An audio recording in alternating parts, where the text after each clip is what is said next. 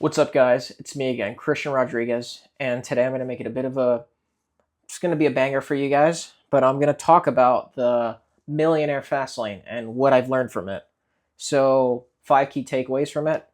Now, this book, I would not recommend this book if this book had no impact on me. Like, this book heavily had an impact on me when I first when I first got into reading, right? It really helped me shape my mindset, and I started consuming books, and I started taking actions towards where I wanted to go in life, right? I had no idea where I was going until I started reading this book. So I highly recommend it. But I'm going to get to the first point, which is first of all, he made aware that there's different ways of getting rich, right? It doesn't require inheritance. It doesn't require you to be a professional athlete. It doesn't require you to be a movie star. He talks about that because he didn't come from a rich background. He came from a lower middle class background in the suburbs of Chicago, right? And he talks about that people fall into three different categories when it comes to where their money comes from or how they make money, right? So the first one is a sidewalk, and that's where the majority of the population is located, right? And he's talking about like sidewalk, like their mindset. They may have like a mindset that keeps them poor. They may have habits that keep them poor. They may have beliefs that keep them poor, right? Stuff like that.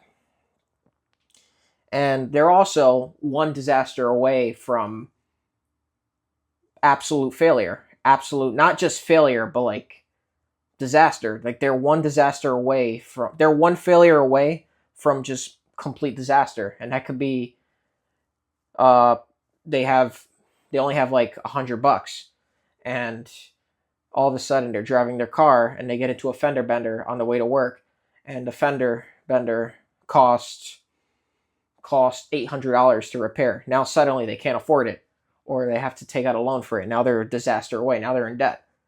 Stuff like that, right? Or something worse, right? And he talks about that they never sidewalkers never prepare in advance for the worst case scenario. So when it happens, it's usually catastrophic for them. So he also mentions that high income earners like doctors, lawyers, even sports stars can be sidewalkers.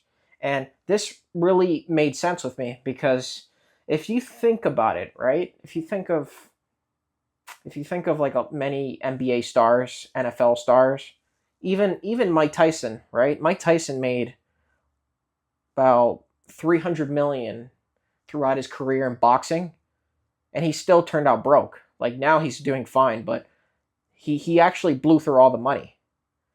So it makes sense.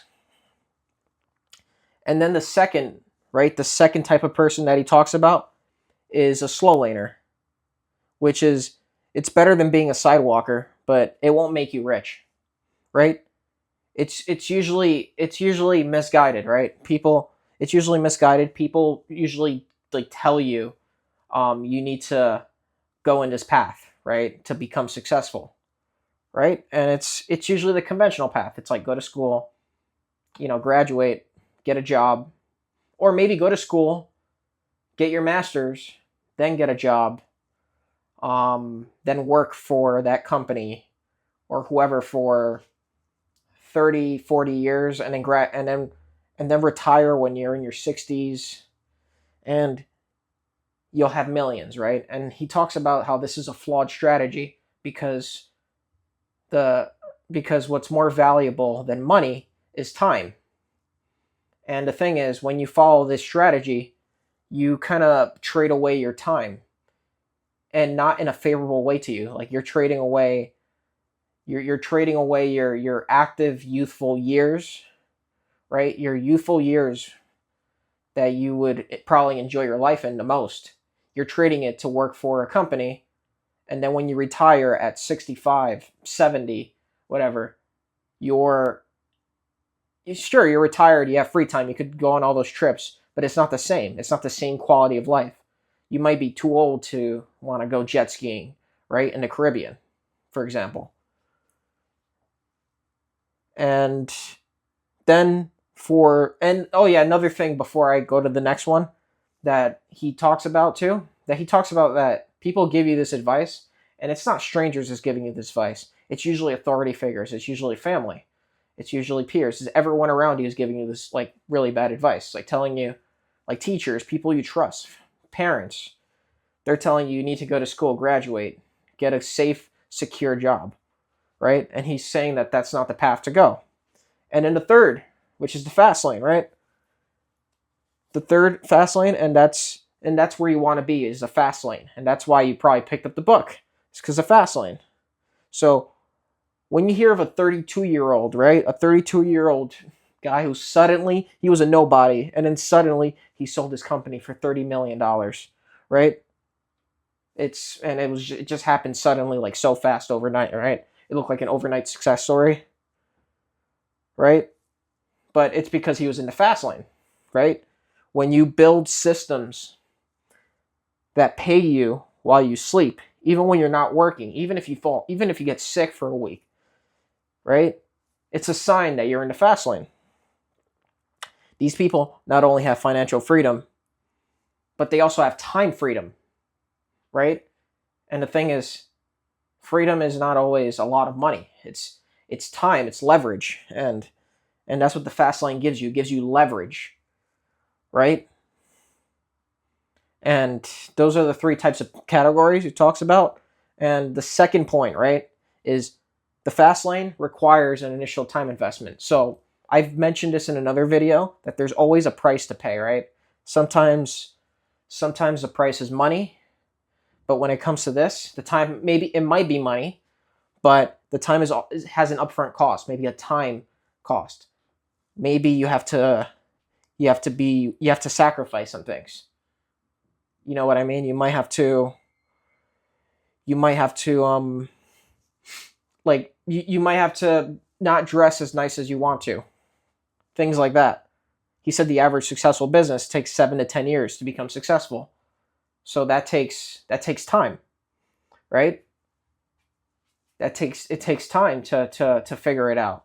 Takes almost a decade to figure it out, to become successful in the fast lane. But he compares this to the slow lane, and it's better than waiting 30, 40 years for your millions. And then the sidewalk, you might not never get it. So this is definitely better, 7 to 10 years. So it's worth the payoff, right? And he says, for the third point, he says you have to be willing to raise your dream stealing defenses, right? And not keep up with the Joneses. As I briefly mentioned just a second ago, how you need to be willing to not dress as nice, right? You might have to live in a small crappy apartment while your friends live in a nice townhouse.